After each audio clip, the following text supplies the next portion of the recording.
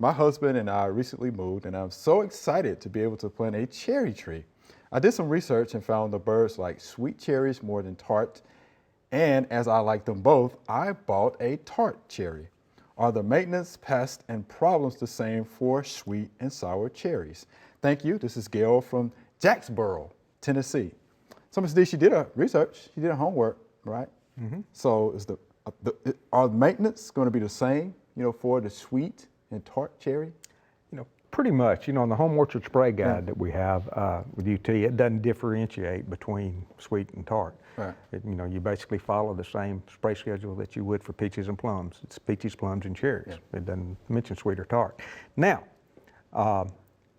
in Tennessee, she's from Tennessee. In Tennessee, the tart cherries seem to do better, and you may have fewer problems with it. As far as maintenance problems, things like that. The sweet cherries tend to develop more canker diseases than the tart cherries do, and they also are more susceptible to cold injury than the tart cherries are. So that's pretty much the only difference. But as far as the spray schedule and maintaining it and things you can do, no difference. Yeah, it's all the same, yeah. And you talk about the fruit tree guide, yeah, it just says cherries. Right. Right. Which we had that on the website. Right.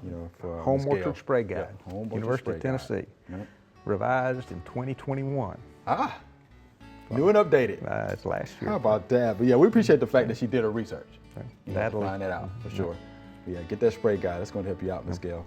Thanks for watching. If you liked it, subscribe. We have hundreds of family plot videos for you to view.